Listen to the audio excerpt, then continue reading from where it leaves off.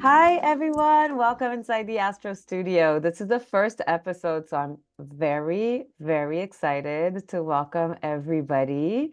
Inside the Astro Studio is a show where I interview astrologers about their path and their methods to give people who love astrology a peek behind the scenes into the process of the experts of our industry. So I'm your host. My name is Sarah El-Harar, also known as Astro Auntie. And today I'll be talking to my own mentor, teacher, and friend, the one and only Debra Silverman. It would be only fitting that this first episode would be with Debra for many, many reasons. But Debra has been a professional astrologer for 40 years, I want to say. And Almost 50. it's crazy. And she also started an amazing astrology school in which I work, where I've been teaching for 9 years. And she's also the author of two books. One is called The Missing Element, and the other one, which is coming out very soon, shortly, is called I Don't Believe in Astrology. You can find out more about all the things that Debra does on her website, Debra Silverman Astrology, DebraSilvermanAstrology.com. I should know that address by heart. So, hi, Debra. Thank you so much for being with me today. I'm so happy you're here. I'm so excited because I've never had this conversation. So it's always wonderful because I've done so many podcasts in my lifetime, to be given a topic that is, one, so interesting to me, and two, no one's ever asked me any of these questions. I know. And you know what's funny, Debra, is that this idea for this podcast happened in your kitchen, actually. So, we were in your kitchen in Boulder 2 years ago, and we had this conversation, and I asked you the questions, and you said, "Oh my God, why didn't we record it?" And the idea of why didn't we record it stayed in my heart for a long time. And I was like, oh, why didn't I record it? And so that was the first seed. And so how fitting would it be that you would be my first seed? You're the seed of everything for me. It's crazy. It's Had amazing. many, we've had many past lives together. They say when you meet somebody, this is true. People say a lot to me, like, haven't I met you before? Or they think they recognize me, but there's very rare for me to be able to say in my whole lifetime that I'm with someone where I go, I so know you, like in my heart of hearts, like you live. Woo. And so it's been such an honor to watch your evolution and have this conversation. I really wanted to ask you these questions. Yeah, maybe we could, it can be like a back and The forth very because end, the answer, at the end, you start with me doing me, and then at the end of your series, when you get to the end, say, Debra, would you interview me? that would be a lot of fun. But the answer to a lot of those questions for me is like Deborah, Deborah, Deborah, Deborah. Like if you ask me a lot of the questions, the answer is going to come down to Who you was for the a first lot of the person that things. gave you a reading? Who taught you astrology? Yes, I know. Yeah, you know what I mean? So, okay, so let's start at the beginning. Can you tell me a little bit like who you were before you knew astrology? Like you just knew you're a Gemini. You're born, you know you're a Gemini. Who are Can't you? Like, can't do that with me because I found out when I was 10. So there's no yeah. before. There's no So before. when you were 10. When I was at 10 years old in the Detroit Free Press, there was a cartoon section. All kids were reading the cartoon section, and there was an ad for an astrology. This is 1967. And I was so little, I was like in second grade. And I remember like writing the envelope where you indent and then you indent, they teach you in school, and then you put your name up in the corner. And I was so proud of myself. And then the chart came and it was I put the wrong data in. What did I know? I was so little and I didn't know how to return it.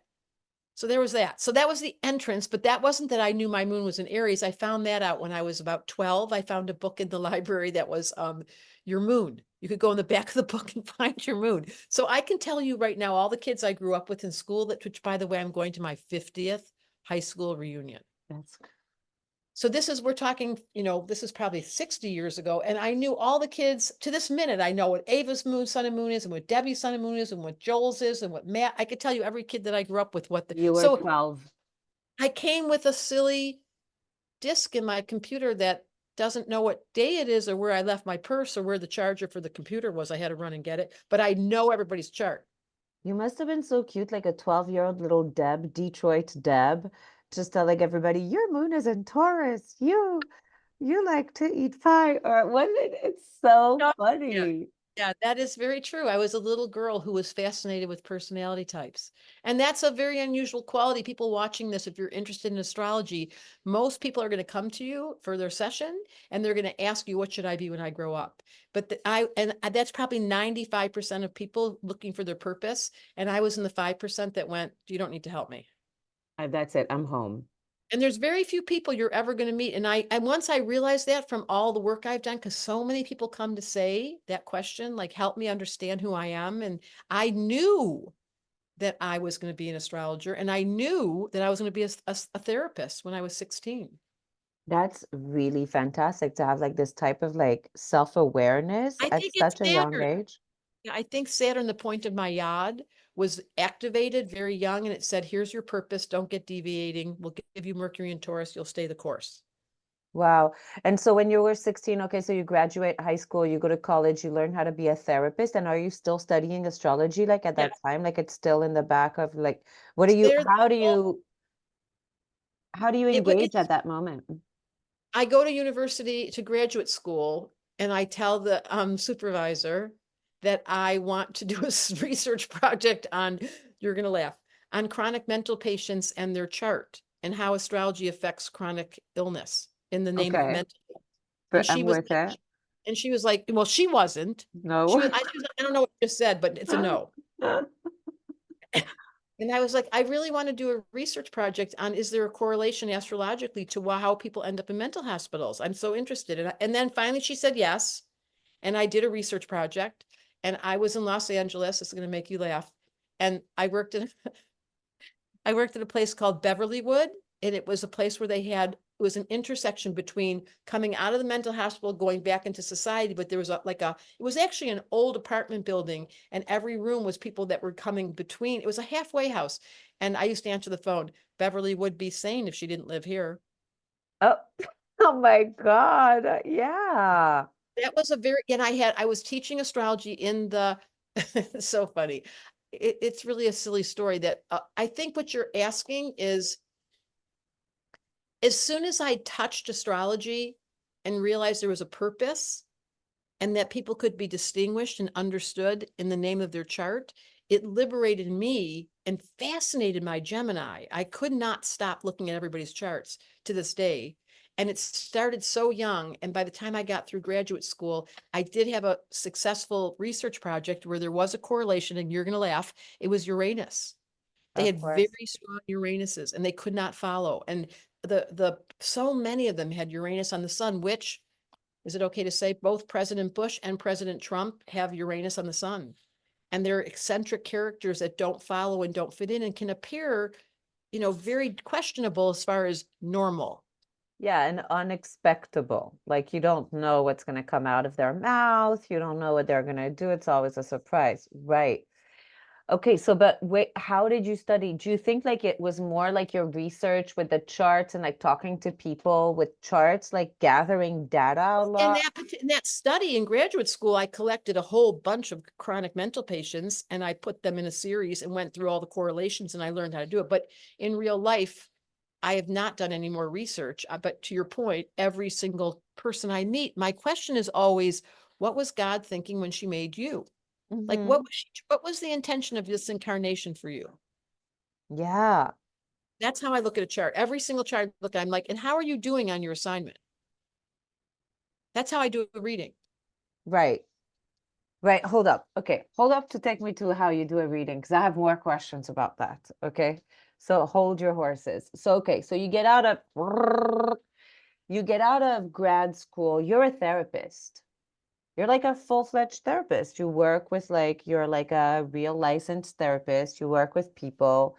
You do that. And so are I you never, ever, ever do a reading without a chart in front of me. And never? and very quickly in supervision in graduate school, when the clients would come in and I was being watched and we were training, they would always tell me what was wrong with them. And they would say, like, it would be you, like, I'm a little slow and I have this really strong relationship with money, but it's and then I'd look at the chart and go, there's nothing wrong with you. You're a double Taurus. And then so as people started complaining about their character and I was looking at their chart, I was like, I think you got this all wrong. And then I became known for being able to reframe rather than fixing someone. It was more reframing who they were. And therefore, it wasn't the psychology that something's wrong with you. It's just that you don't understand who you are. Ah, that's really deep. Yeah. And so that kind of like overtook like the classical therapy models that your supervisors would have wanted you to use, like classical like CBT, DBT, whatever, and you're like, no, I can't. Exactly. And so how did you study astrology though? Like how did you gather all the information? Because I mean, I know that you're just like a sponge of information and that it's hard for you to know where. I think I'm an idiot of savant because as you probably remember this, I learned, and I don't like telling people this, but I never ever had a teacher. I had Hmm. one sitting in a car, triple Gemini. We were driving from Toronto to Alberta to Ponoka, Alberta, where she was going to work in a mental hospital. We were both trained as dance therapists, and she was in the car, and I said to her, "Can you teach me astrology?" And I had a little notebook, wrote the 12 signs, wrote the 10 planets, wrote the 12 houses, wrote all the exalted, all the aspects, and then the next day I said, "Can we do that again?"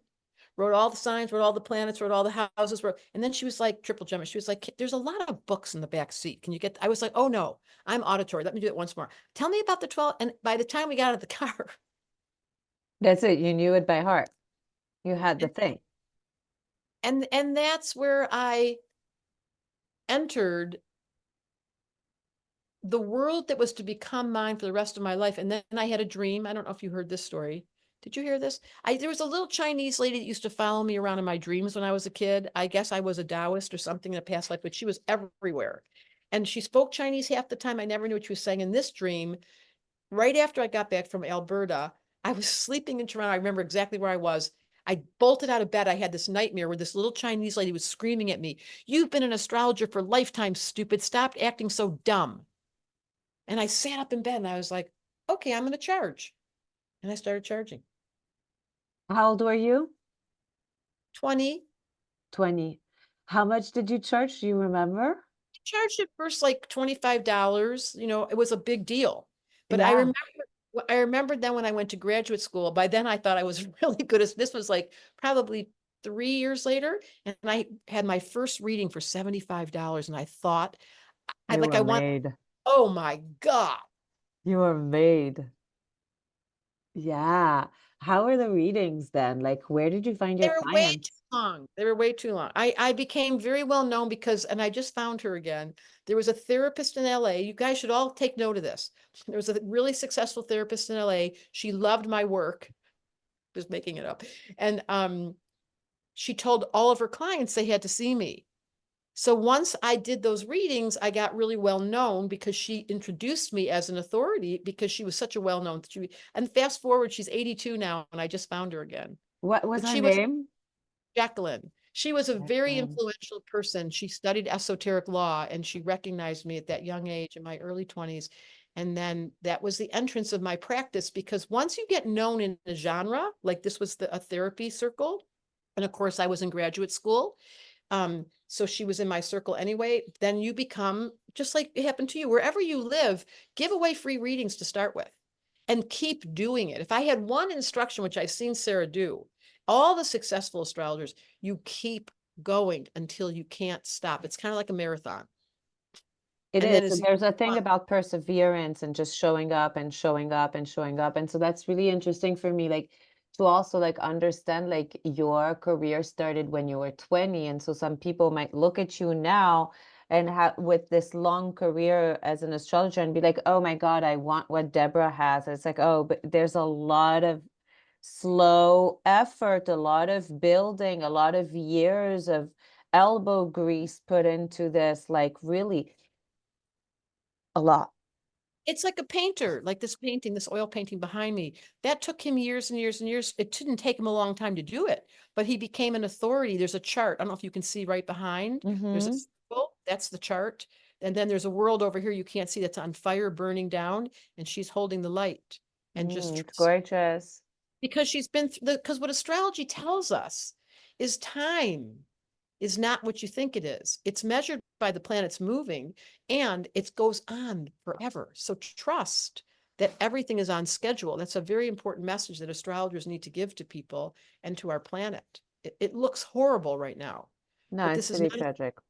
it's not a surprise to any astrologer that we would be going, Mars just hit Uranus this last month. And there's been like, the energy is so, voltage is so high. Don't be surprised. No, definitely. Right. So tell me something. So what do you notice like the difference? So you said, okay, the readings were too long. Like which type of an astrologer were you when you were 20 and you were like beginning? Like, so they were too long. They were really cheap. I You taught went on and astrology. on. I taught You them taught. like they weren't even interested. Right, you were teaching. So this is like something that I learned from you, and I think like is really rare in the world of astrology. And your message for this for me like has impacted me so much in the way that I give readings. And it's one of like the fundamentals that I really try to teach our students to make sure that they really get this thing of what's the point of the reading? Like they're not coming to a class, they're not here to learn. They're here for an experience and to hear about how this can make them feel and how this applies to their life. So you're amazing at translating the language of the chart into real life terms and real felt terms, which is like, okay, the magic of you being like a therapist as well, but just like making it very human, very applied. And so you call your method applied astrology, but I think is exactly what we do is like we apply the chart. It's not about the stars, it's about the person. It's about the person. And so you say that when you were young, you used to teach a lot. And so what, like, tell me. Oh my God. I just remember I had this vivid memory that first $65 reading. It was $65 that we were sitting together and I spent the first half an hour teaching her about the 12 signs. And by like 15 minutes in, I could see she was getting glossed over. And I was like, she said to me, I don't care. Learn. Yeah, Yeah. why are you telling me? I don't care about it. And so that's when I realized this is what they really want, to your point. Touch their heart, speak English, impact the purpose of their soul, talk about their missing element, give them information that they can change their lives, not just in their head. The astrologers are always intellects. They memorize, they have numbers, there's geometry, there's aspects, there's incredible intellectual information. It's very Uranian, it's very Aquarian, but Mhm. that's not what the client came in for. No. Just And your interest. and if they want to learn, they'd be at astrology school. And the reason that they're getting a reading is because they don't know and they don't want to learn, right? So there's like really this thing. There's really this thing. And so that how long do you think that took you? Like quickly you figured it out that that was in the way, or because My by the time practice, I met you, 20 years later, by the time I met you, you're 40, that's it. You were like completely oh into transformational readings. Like it yeah, was one of a kind. yes. I think the therapy, having have a master's degree in clinical psychology, I was trained on how to listen. Hmm. So if someone's not listening, if their eyes are darting, if they're leaning back, there's all these cues when you've lost the attention of your partner, of the dancer, the person you're sitting in front of. So I became very attentive to how do I stay engaged with my client? So I'm speaking to them on their terms. And it's not about me. It's not about my wisdom that I've, all the stuff I've learned in astrology, all the cool terms I could use. It's about really making contact. And that happened very quickly because of my original training. So that's what we teach in the school. It's a therapeutic astrology program. And I think astrologers amongst themselves, like when I'm with you, we can talk at the speed of light. And we do it's like having a language where I can speak, you probably all know the Sarah's from France. I mean, she speaks French as her first language. When I hear you speaking French, that's fluid. Same thing with astrology, but you don't do that in front of people that don't speak French. No. It's well, that's the same thing with astrology. Why am I talking? Even when my kids would say to me, "Can you stop, Mom? I don't Yeah, care if Libra rising or my Gemini or what's going. Like, I don't want you to talk about it." Oh, I realized I was obsessed. right. And it's uninteresting. And so there might be also like a little power trip, like to show that I know something about you that you don't, which is kind of like a perverse thing where you're like, I know about you. You don't know about you. I'm the authority on you, and I'm going to tell you a bunch of things that you don't even understand the meanings of, and they're going to define you. It's like, it's really like, ah, don't do So it. the mastery of really good astrology is practical information backed up by your chart you're looking at. And then the wisdom of knowing how to speak to people on their terms. So if I'm speaking to somebody with Taurus, I'm going to slow it down. If I'm speaking to somebody with fire, I'm going to get a little louder and stronger. I know I Right, adjust my mirroring. expression to match my client. So that was a big teaching in the name of therapy was pacing. It's NLP, knowing how to dance with the other person so you can impact their life and they finish the reading and something shifts. Mm-hmm.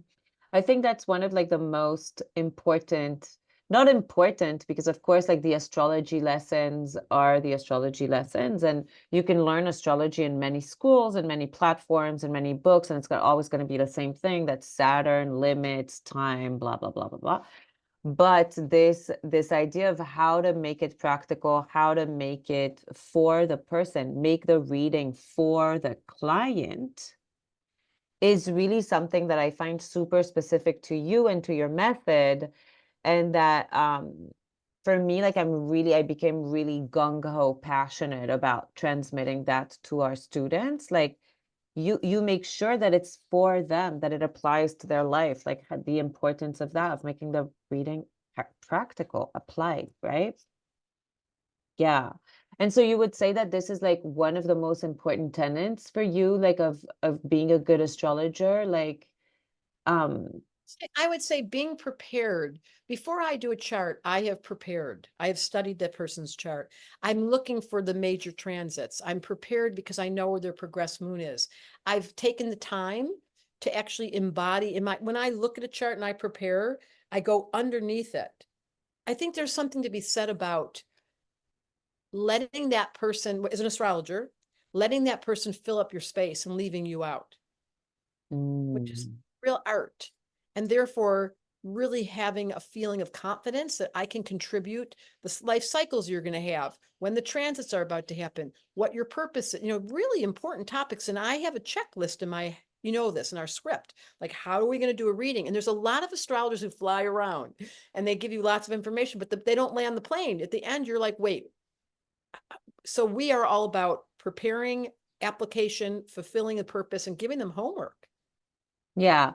That was really like when I started giving readings, it was 2013, 2014, and I had like no place to go with my readings and they felt like a flop.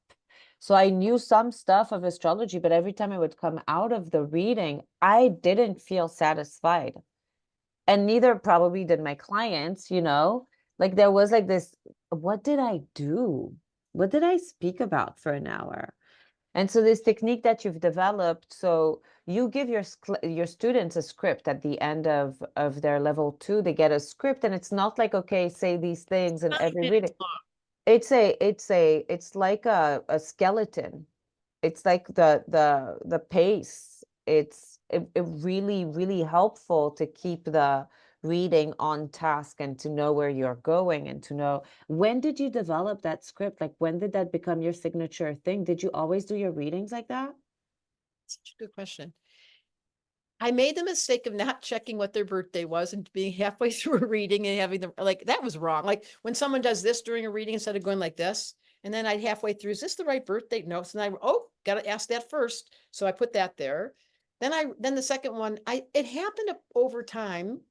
The second question is, have you had a reading before? Because if it's a virgin, someone that's never had a reading, I'm going to really hone in on specifics. But if they're sophisticated astrologers, then we can talk astrology. I want to distinguish that so I can go ahead and run down that street. So that was the second question. I'm giving away the script. And then those Saturn cycles, that happened very quickly in the story. It happened because every 7 years, my life would change. And then my awareness, I was like, wait a minute. And then I went to everybody and everybody had it. So that was somewhere about, I want to say 25 years ago, the Saturn cycles. 25 years ago, you started with Saturn cycle. So I want to pause you here because I think this is like one of the most important things also. So, okay, so the reading checks, you said, okay, so checklist, okay, first checking your birthday. Like I'm not giving you the wrong reading or the wrong. And honestly, like the only times where I didn't check the dates, it was wrong. So I learned the hard way also, like always double check your date with your client. Sure. Have you ever heard a reading before? Okay, cool, cool. We know how to place them. But then you said something that's super important. And so that's like really a super signature of yours and something that it took me like really time to fall in love with, but that now I'm like, I could not imagine not doing that.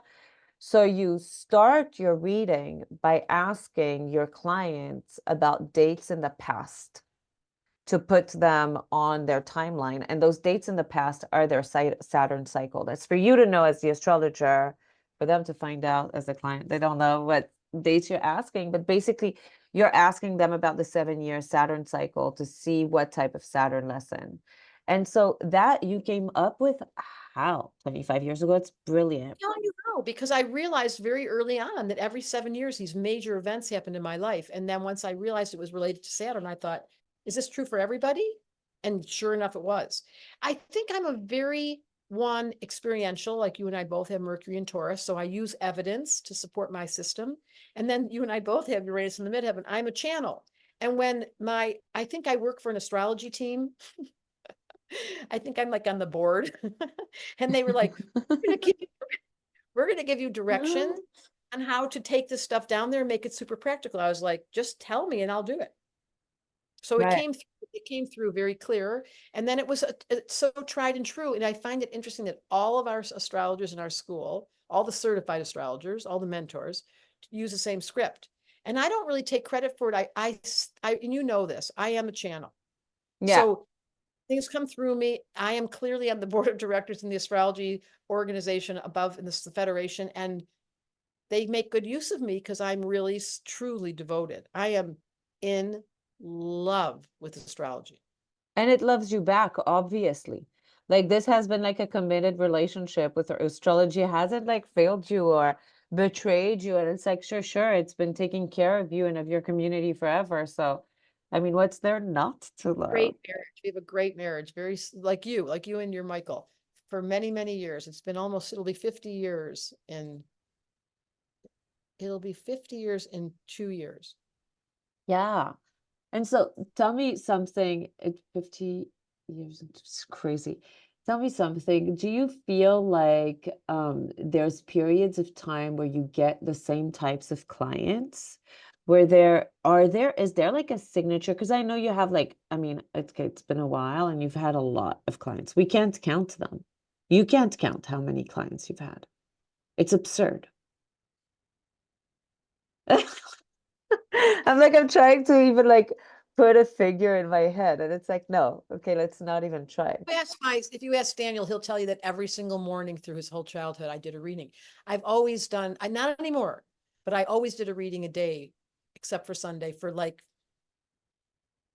I don't know, 30, 40 years. Yeah.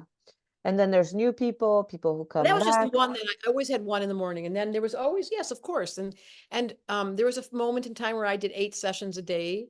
I had no assistant. I lived in Vancouver, Canada, and I was on a radio show that I was the talk show host. I came on once a week, and I was very young. It was my Saturn return, and I became a well-known name in Vancouver at that point. That's really crazy. 8 readings a day. So So 7 to 8 hours. I didn't know. You know this about me. I have a workaholic. Saturn's opposite my sun, and I have a very high work ethic. I always have. I didn't know that I would get burnt out. I did get burnt out you did. completely after 4 years. I was completely burnt out. It was my Saturn return. It was right at 20, it was 30. And I'm not going to tell you that story, but the short answer is I had to recalibrate. And at the end of it, I came back. I stopped doing astrology for a year. I got married. I had a baby. I stopped everything. And when I came back to it, I said, I only want to work with clients who are in love with life, with someone, or with themselves. I'm not doing the grumpy people. And that was a big turn. And I raised my prices to a really high price. So I would just elicit. I mean, I always have given away free readings. Throughout my entire first career, I did a sliding scale. I never, ever charged any fixed amount. I just wanted people to come. They always paid the highest amount when I finished.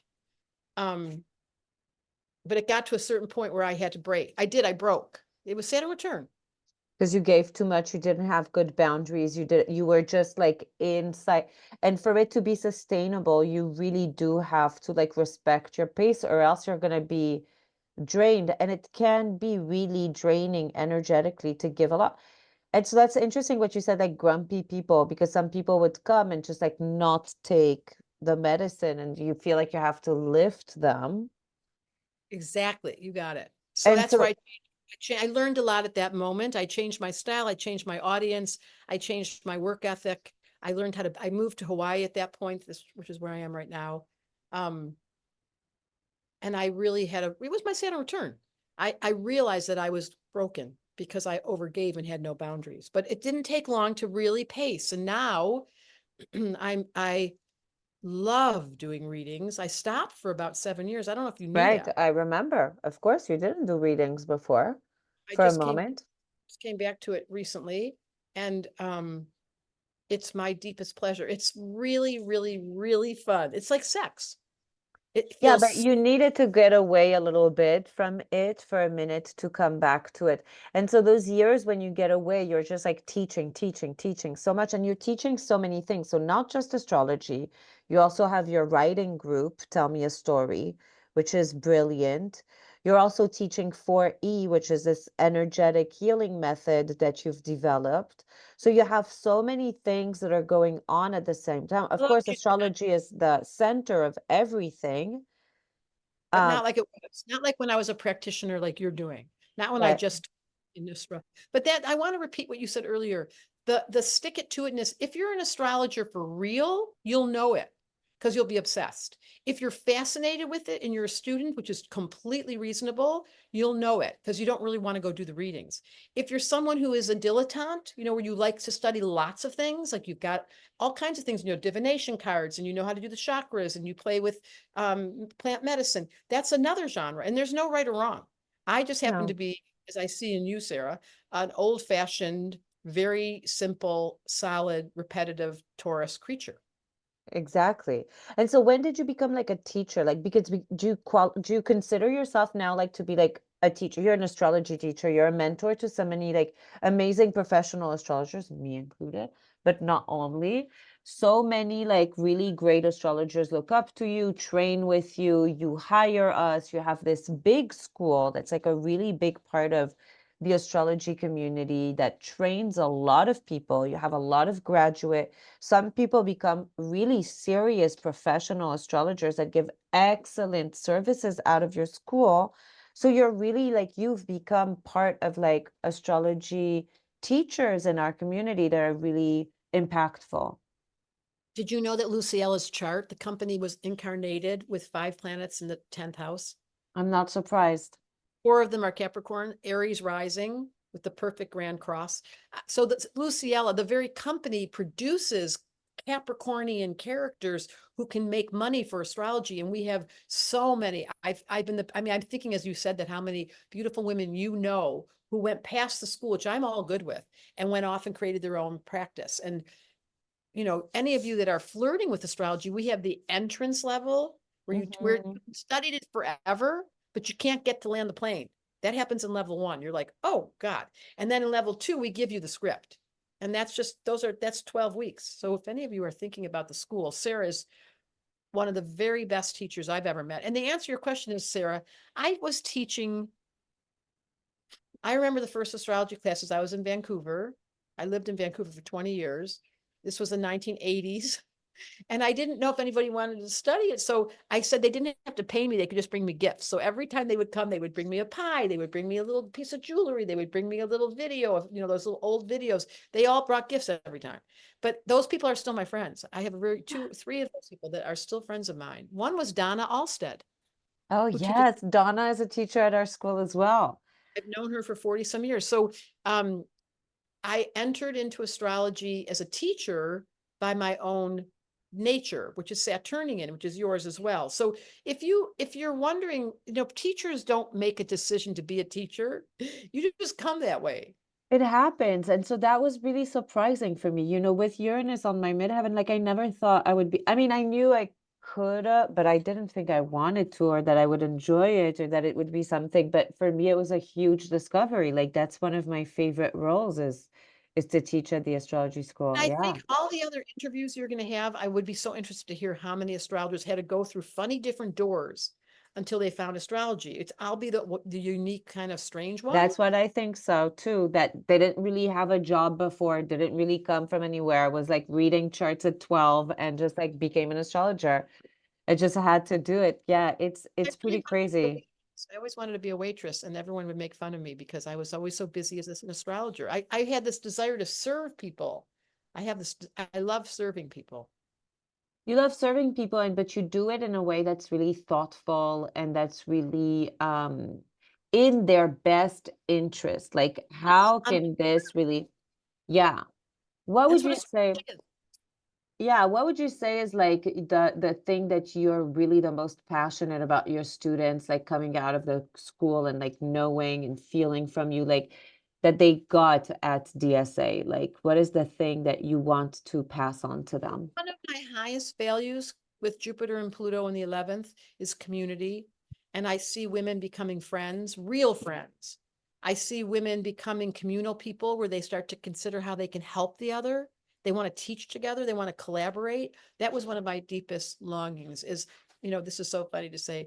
My father was in the mafia, and I grew up in a Jewish home where these men were, it's like, well, that's why I fell in love with you. They were so bonded by their soul code, like the code they carried, the similarity. And then I was so shocked as I grew up that not everybody was like you, where they had your back and you could call them anytime. And I grew up with that. So part of my shock was people would betray me. They'd get jealous of me. None of that was in my upbringing. So what I would love for this school to do, one of my most highest values is the notion of community to make it through this next. We're going through a very, a very, what to call it, like a vortex. The planet is going through a thin moment where Like a everything's narrow, yeah. narrow entrance. We've got a narrow entrance, and things are going to break. And so when things go wrong, I would call Sarah. She would call me. There's those people. Who are the people in our school? I am telling you, I have watched so many women fall in love. It's really crazy that you're saying that. Like, I didn't expect this as an answer, but at the same time, it's so valid because that's like one of the things that really is a difference between this school and other astrology schools is like how so first of all, there's like mini communities. Inside the communities, you take your level one, your 10 students with your mentor, and so these 10 students are going to stay a little group. So every time you take, oh, you took level two, you have another 10 students. You took level three, you have another group.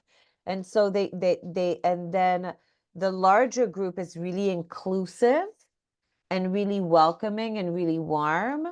And then what goes on at the level of like the teachers and your certified astrologers, like that created an actual like real community. Some Yeah. of these women that I've been working with since 2015 together at your school, Hoku, Malika, Sarah Gordon, like they became some of my dear close friends, my peers that I adore. Like there's so many people that I really, really love that we work with that it's such a beautiful. And who would have thought that? But that is the nature of the 11th house of Aquarius. The thing about astrology, in essence, is wouldn't it be wonderful if we appreciated all the differences and we held hands? Mm, Then being divisive and seeing how people are different than us. And we collect the weirdos. Our school collects the people that feel weird, and suddenly they feel at home. I love what you're saying. So hold up. Can we rewind a little bit? You said the thing about astrology is that it's like it's about understanding others in a way, right? Like, Diversity. yeah, diversity. Can you tell me a little bit about that? Like if astrology was a spirituality belief for you, like a system, what would it be? I know, I read that in your question. It was so beautiful.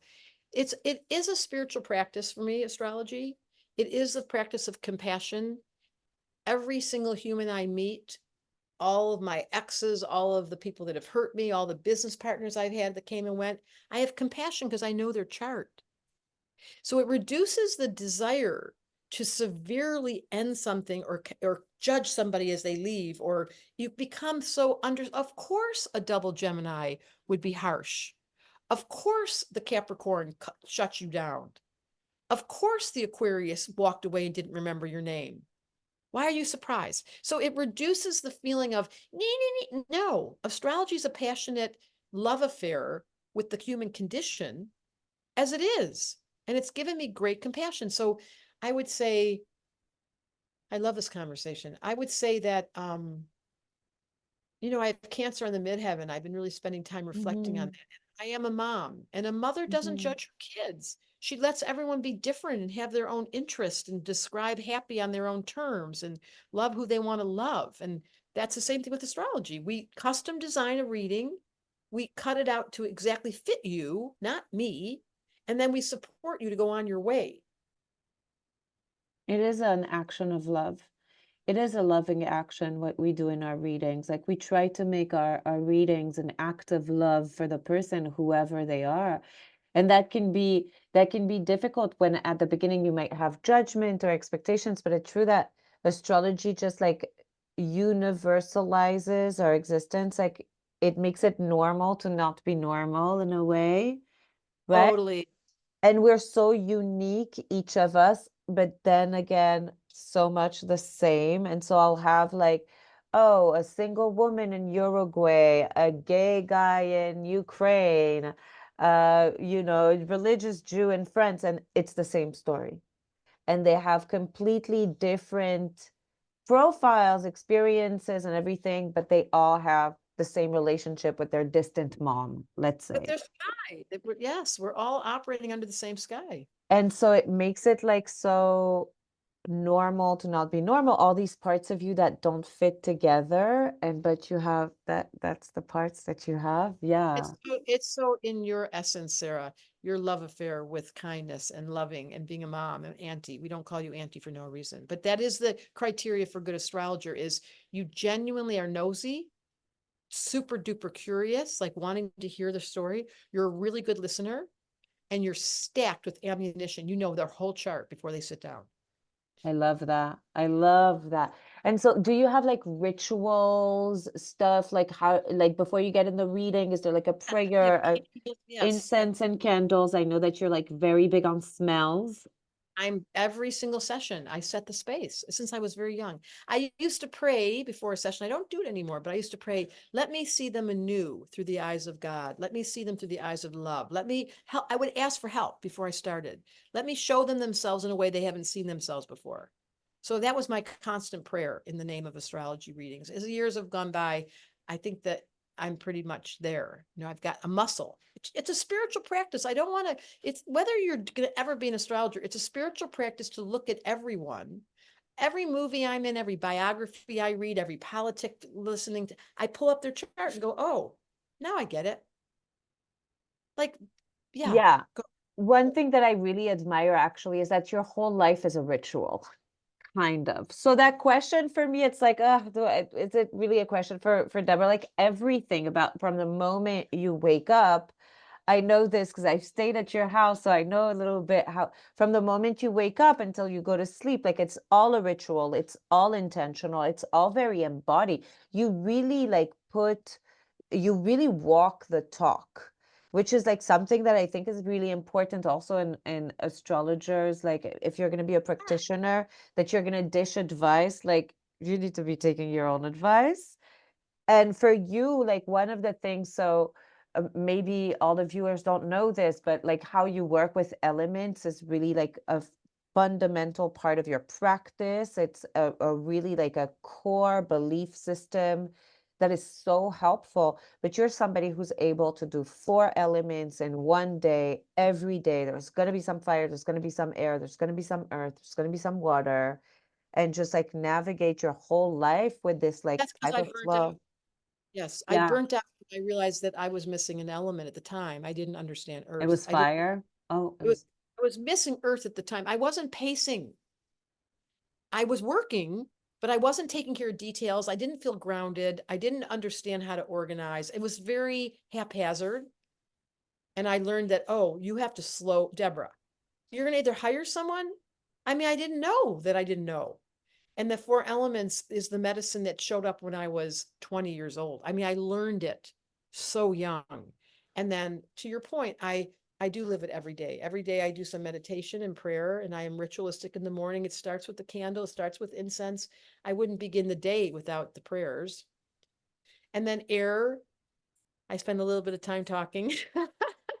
And teaching and working and being on meetings, and you're often like with your team and directing things, and then you're always on your bike, you're always swimming, you're always meditating, you're doing all of these things like your whole life is a ritual. Yeah, serious. It's very, very inspiring. It's insightful, Sarah. Yes, I didn't realize it, but that is a truth. And I think that it comes with age. I'm about to be 70. And as the years go by, you realize that the sacred world is all that's going on here. I was just, confused. I believe the rumor that I was supposed to be a good little Jewish girl that grew up in that city I grew up in and pretend that I was normal. And when I figured out that normal was a setting on the dryer and that it had nothing to do with me, Uranus in the midheaven, sextiling my sun, exact degree, I was like, Can you imagine? God forbid if you had chosen to be I normal. Like, tried what a so loss. I tried so hard. It was very difficult. I have Saturn opposite my son. I did not have an early happy life. This. My husband died. He had MS. It was a long movie, and I Saturnianly made it through. And then people with Saturn get young as they get old. Yeah, which is like so funny because you're definitely like having more fun than anybody like younger than you that I know. They're like boring and you're like just living the best life all the time and like really investing on the fun. Like it's a central part, like Saturn laughing, joy. Sagittarius. Saturn and Sagittarius. I mean, that's why you asked the question, why is my school so revolved around Saturn? One, it's the Yeah. point. Two, it's the point of my grand trine. Three, it's opposite my sun. Four, it's opposite my Venus. Five, it's sextiles. It's like my Saturn is my best friend. I asked our friend Celeste Brooks to tell me like what she learned from all her teachers, and she said, from Deborah, I learned Saturn. From Deborah, I learned the importance of Saturn. I think this is like one of the things that when people come in contact with you, they really get to honor like time and how that works and how Saturn comes. One thing that I think about Saturn is that Saturn is about us becoming the adult that we needed when we were a kid. And I think that for you, when you think about like little Deborah in her house and the things that you missed, and how Saturn works with your own cycle and what it's been doing, it's like giving you back like the adults that you needed. Little Detroit Deborah needed big This little Hawaii Detroit, Deborah. my name is Debbie when I was little. Oh, little Detroit Debbie needed a big Hawaii Deborah. I Isn't that? got you. I gotcha. Isn't that cute though? It's the truth. It's very, very true. Aging has been the best thing that ever happened to me. I wish I would have known that I would be happier. And, I think one of the misnomers is because I've been single for a long time and I'm in that process again. And I think what being single gets judged harshly. And people have this, I've had children, I've had marriage, but as I'm aging and I'm entering into the fun factor, I realize that freedom comes by being a woman who's able to love her work and love to pray and love her friends and love her. I mean, it doesn't go unnoticed that I've done my work, to your point, and there has been benefits. Yeah. There's So been a payoff. Saturnian, so Saturnian through and through and through. So tell me, before we wrap up, I want to talk about like what you see for the future of Luciella, of Deborah. I know you're publishing a book, like your second book is coming out this year, which is very, very exciting. So Deborah, apart from being like an amazing astrologer, practitioner, teacher, she also writes these very amazing book, the book on the missing elements, like everybody, it's church, it's fundamental, it's important to understand it. It's a missing element and remediation, elemental remediation, which is like part of like what Deborah does so well, is to give elements as homework, I right? do. Which is amazing. Like do fire, do water, do air, do earth, and how that can really help. So that's the first book. Now you have the second book called I Don't Believe in Astrology. So you're like a published author also, and I a know. podcast host. Wait, you're like, how many things do you do?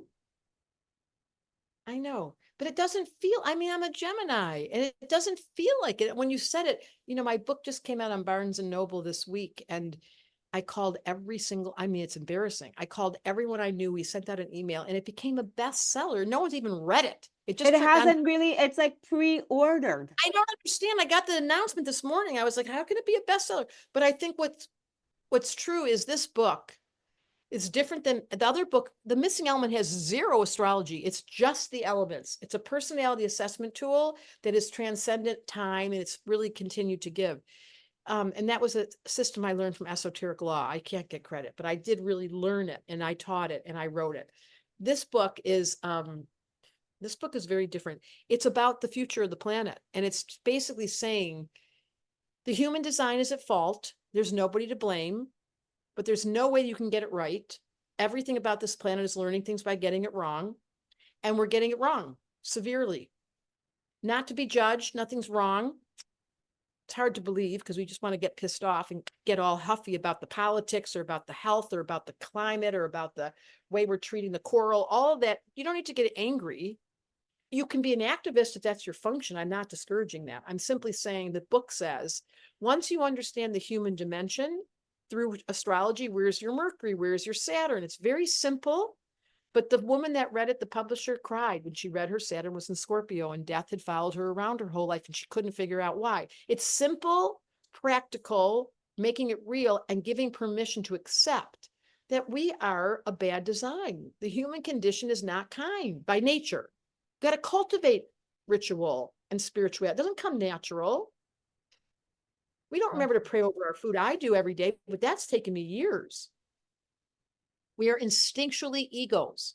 We are deeply soulful, but you've got to get your instinct to line up with your soul. And then the rising sign is the soul. The ego is the sun sign. If they're not in tandem, I happen to have a beautiful sun sextiling my moon. So it's easy for me to say to my emotional body, listen to Gemini, and my rising sign agrees. But not everyone has that kind of compatibility. And when you look at your chart and see where the tension is, the compassion begins. And that's what the second book is about. You're human, it's not your fault. Please stop judging us and them and you and your mom. This is a bad design. I don't know. What were they thinking when they said it's okay to get angry when you break up with someone and never talk to them again? What were they thinking when your brother sexually abused you? How could that even be? That's not even, who made that up? What were they thinking when your dad died when you were a kid or your sister died and you impacted with that imprint and you had to suffer through your dad had a temper, was alcoholic. All those storylines are put in place by the soul, but no one told us. And we're so wounded. So how do we recover that? With compassion from astrology. I understand my mother was a Leo and she had drama all day long. Her Saturn squared her sun. She just had such a hard chart. Gave me great compassion when I found out my dad had no air and he never talked. He couldn't talk. Why were we trying to make him talk? He had no air in his chart. So when the understanding becomes part of the language, because you learn simple things, not sophisticated astrology, and you became compassionate, then you make it a spiritual practice. Now, if you want to get that Sarah, she has so much intellectual prowess. She is so gifted at talking about the angles and talking about the aspects and making people understand T-squares and things that nobody gets. She will break it down for you. It's important if you're going to be an astrologer to learn that, even as a student. My system is not from the school, but the way that I do astrology, it's really simple. How can I untie the knot? I Everyone's love got that you're saying that. I love it. You know, how can I untie the knot? I love that you're saying that. I've been saying that I'm a detangler of necklaces. That I feel like when people come to me with their chart, I feel like they gave me like a bunch, like 10 necklaces completely like wrapped inside of it. And that I'm just gonna spend the next hour and a half detangling your timelines, really. so So I think of them as their timelines. Okay, here's your like Jupiter timeline. I can see it clearly now. Here's your Saturn time. And let's separate the timelines a little bit so that you can see clearly that maybe, you know, you're at the beginning of your job, at the end of this friendship, and that, you know, we feel, but when you separate the timelines, when you detangle, when you untie the knots, that can be amazing. I love what you're saying, Deborah. You're basically saying that the most important part of this practice is the compassion that it brings for us as the astrologer, that it raises our compassion to another level, but that it feels for the clients to finally feel seen without judgment, accepted as you are, whole as you are, and how that can liberate in relationships and how that can like just like make, you breathe deeper. yeah, Yeah, so astrology as a practice of compassion, like that's really a deep, very important message. And it really heals the astrologer too. Do you see how what that does for It us? liberated so many women. I've had the letters written to me from husbands that said, my wife was depressed before she took level 1 and she's back now. I don't know how to say thank you. I've had men buy husbands buy me gifts, go out for dinner with me, and they're like, oh no, you changed her life. Okay. Like finally their wife is like having sex. She discovered Exactly. she No, has you don't like go off. Venus and Scorpio, and her mentor was like, "What do you mean?" And she's like, "Oh." Yeah, and the husband is like sending a check to Debra. Finally. Kind of like that. It's amazing. Debra, thank you so much for this. I appreciate you so much. I could have conversations with you for 5 hours. It's been an Oh, hour already.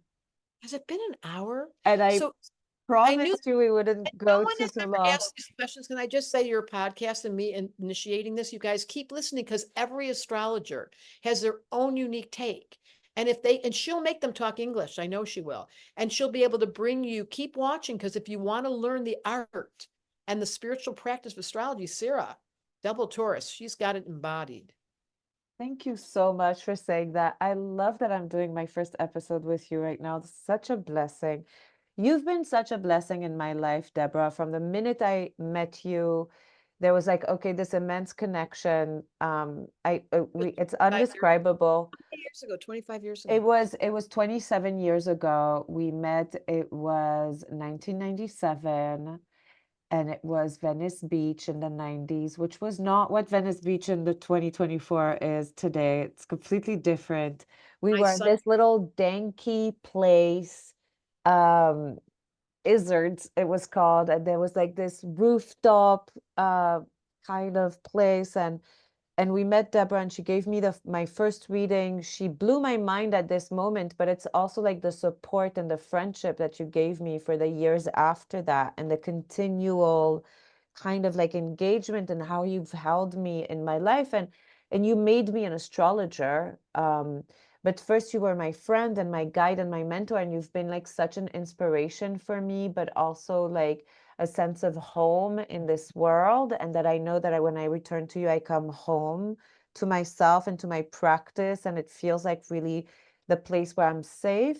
And you've taught me my work, my craft, but this work has like not only helped all the people that I help with it, but it's transformed my life in a way that is beyond imagination. I mean, I know that you know, because you're my witness in this for the past 27 years, but it's transformed everything in my reality beyond imagination. And it was like a homecoming. It was like as if you had a sign above your head that said home, home, home, home. I'm like, ah, little Taurus, fourth house Taurus. I was like, give me her. well, I feel the same about you. I mean, it is really transcended. There are, as I said in the beginning of this, there are certain beings that you meet, and I recognized you back then. And there are other people in your world, you guys. People often feel very familiar with me. I think in some past life, I was an astrologer or something that gave a lot of blessings. I think that because people all my life have I've walked told up you, to I me. know you. They Yeah, all we've been there before. And when I was like, "Oh, Deborah, we know each other," Deborah was like, "Oh, yes, we do. know Oh, you. yes, we." You were like, "Yeah, yeah, we Blessings on this do." podcast. May you all who are watching this and who continue to watch this be blessed with the gift of this beautiful, vast sky. Amen. It's the perfect order that is designed by the highest intelligence. Let you be compassionate with the humans because we are not operating with the full capacity yet, but we are transforming before your very eyes. Do not mistake that something is wrong as we're giving birth. The woman's screaming, but nothing's wrong. Oh, Deborah, you had to do this like that? What? That's so deep. Do not mistake the pains of birth for the pains of death, my friends. That's really beautiful and powerful. Thank you so much for this, Deborah. Thank you for honoring me with your friendship and your presence today and every day of my life. Crazy, Okay. everyone. Thank I you want to be so like much. Sarah. grow up and be an astrologer, you just follow her around because she's got And the follow cue. me around. Come on Debra Silverman astrology.com, on astroauntie.com. Go register to our school. We have our next session starting in Every September, September. every January, every September 11th. September and January, I teach levels 1, 2, 3, 4, and 5 now. It's craziness. There are as many levels as we want. The levels keep leveling, but come to us. We will teach you astrology and turn you into a good astrologer. You can also follow Debra online, of course. I hope everyone is following Debra on Instagram and on Facebook because she gives so much. She is so generous. We have an immersion that happens at end of August, which is amazing, which is a free experience for everybody to get a taste of what we teach at the school, where Debra has guests that facilitate a really powerful and transformative free event that's happening soon. So please, please, everybody check us out. I have my retreat in Costa Rica in January. We have so many things going on. Everybody follow us, be with us. Thank you for listening in. Debra, thank you so much for this. And I'll see you soon, everybody.